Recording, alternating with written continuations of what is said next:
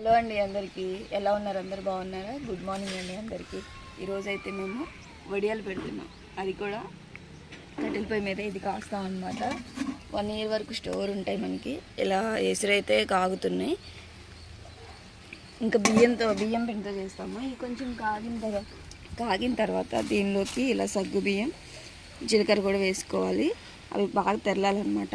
ఈ ఉడికేలోపు మళ్ళీ దీంట్లోకి పచ్చిమిర్చి అవి కూడా వేయాలి. అవి చూపిస్తాను పదండి. అల్లం, పచ్చిమిర్చి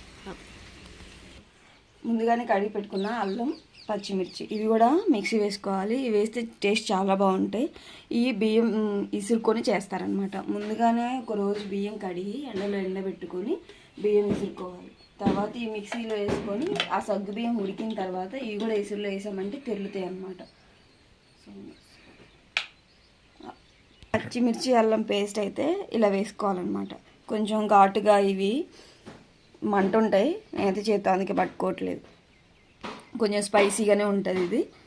ఇవేంటంటే మనకి ఇవన్నీ వేసిన తర్వాత బియ్యం రవ్వ పోస్తాం కదా. ఇవి ఏంటంటే కడిగి ఎండలో ఎండబెట్టుకొని తర్వాత ఇప్పుడు వీటిని మనం గ్రైండర్ లాగా మిక్స్ బియ్యంని మనం మిక్సీలో ఇలా వేసుకుంటే ఇలా ఇసురుకోవచ్చు, లేదా ఇలా మిక్సీలో కూడా వేసుకోవచ్చు అనమాట. త్వరగా అయిపోతుంది. మరీ అంత మెత్తగా పిండిలాగా వేసుకోవద్దు, అలా అని బరగ్గా కూడా వేసుకోవద్దు. ఇలా చిన్న చిన్న నూకలుగా ఉండేలాగా వేసుకుంటే సరిపోతుంది. ఇవాళకైతే